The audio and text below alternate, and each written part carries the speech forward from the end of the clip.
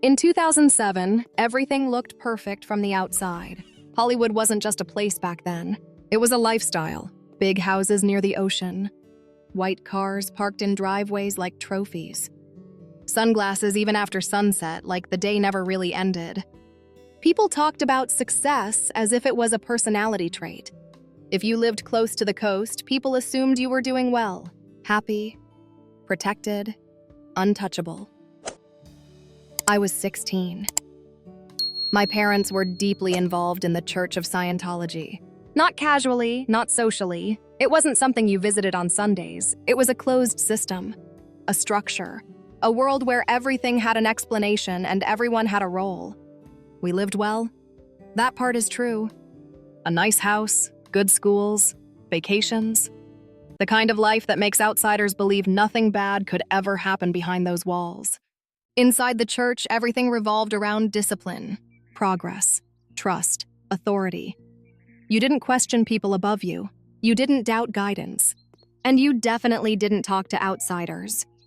I grew up believing that privacy meant safety, that silence meant loyalty. That shame was something you carried alone, quietly, without complaint. That was normal to me. The man was respected, not famous, but important. A spiritual authority. Someone adults trusted automatically. Someone teenagers were told to listen to and learn from. His words were treated like clarity itself. I won't describe how it happened. That's not the point of this story. What matters is this. When I found out I was pregnant, fear hit me in a way I had never experienced before. Not just because I was 16, but because of who the father was. Inside the church, there are rules for everything. And there are rules about silence.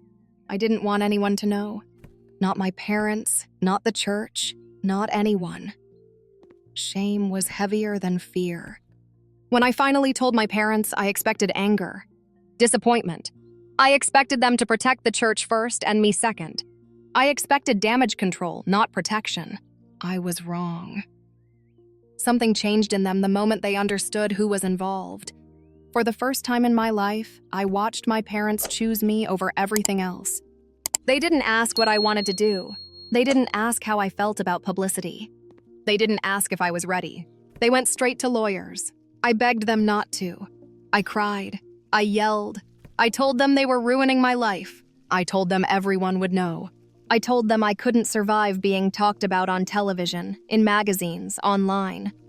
Because in 2007, stories like this didn't stay quiet. They spread. They told me something I didn't understand at the time. This isn't about shame. This is about power. The lawsuit started quickly. Papers, meetings, long conversations behind closed doors that I wasn't part of.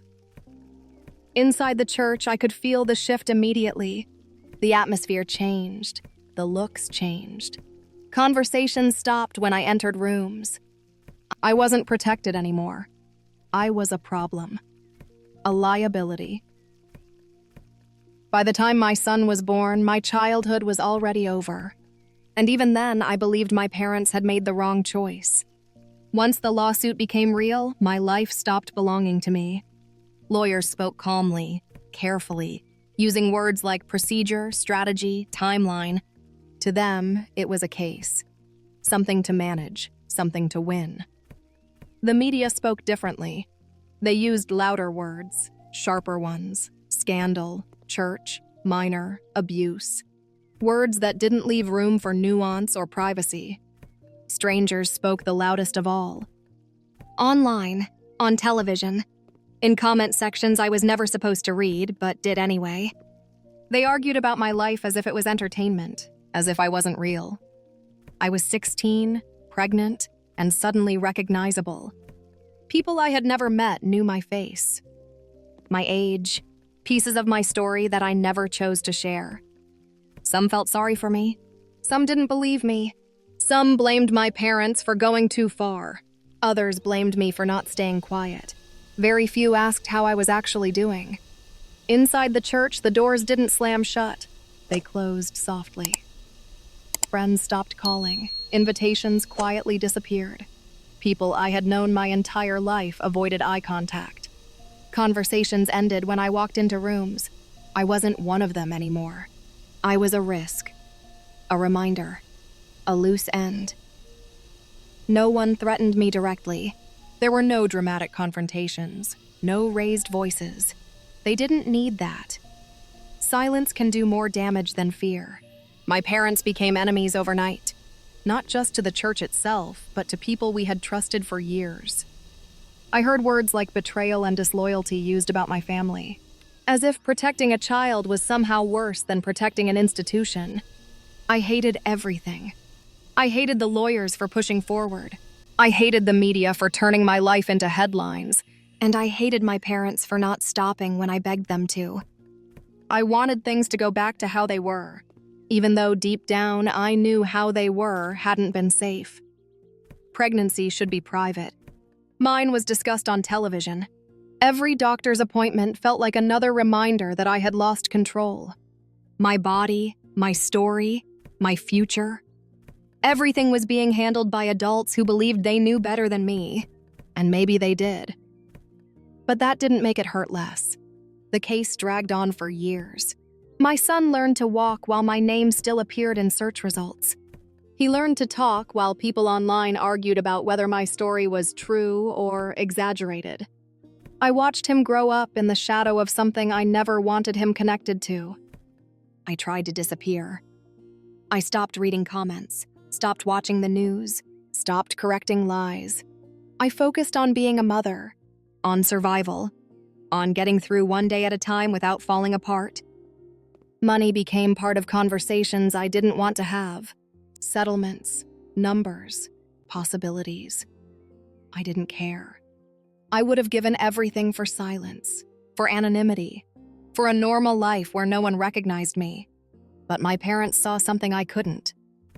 They saw patterns, power structures, a system that had done this before and would do it again if nothing stopped it. They believed that if they backed down, everything would stay exactly the same. I believed they were sacrificing me to make a point. The lawsuit ended the way these things often do. Quietly, behind closed doors, no admission of guilt, no public apology. Just money. Several $million. I remember sitting in a room when it was finalized, holding my son and feeling nothing. No relief, no sense of justice, no victory, just exhaustion. The country moved on quickly. Scandals always do. I didn't. We left the church completely. My parents did too. We lost friends. We lost community. We lost the world we had known. And for a long time, I believed the price was too high. I'm almost 30 now. That sentence still feels strange to say. For a long time, I didn't believe I would ever reach a point where the past felt quiet. Not gone, not healed, just quieter. When I look back at the girl I was at 16, I don't recognize her completely. Not because she was weak or foolish, but because she didn't yet understand how the world actually works. She thought emotions were the measure of truth. She thought shame was permanent. She thought privacy was more valuable than power. Back then, shame felt like the worst thing that could happen to me. Worse than fear. Worse than anger. Worse than loss. I believed that being exposed, judged, talked about would destroy me forever. I thought my name being known was the same as my life being ruined. I was wrong.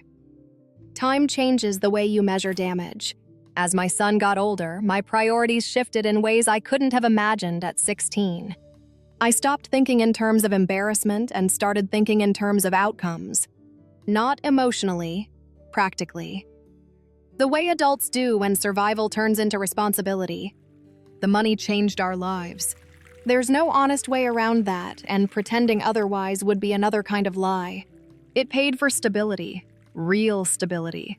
Not the kind you pretend exists, but the kind that shows up every month. It paid for good schools, for tutors when my son struggled, for therapy I didn't even know I needed back then, because I was too busy surviving to notice how much I was carrying. It paid for distance. Distance from the church. Distance from people who wanted silence instead of accountability.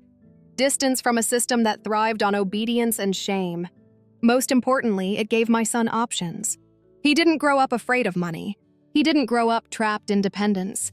He didn't grow up believing that authority is always right and silence is always safer. He grew up knowing that systems can be challenged, that power can be negotiated, and that loyalty should never come at the cost of your body or your future. That matters more than dignity ever did.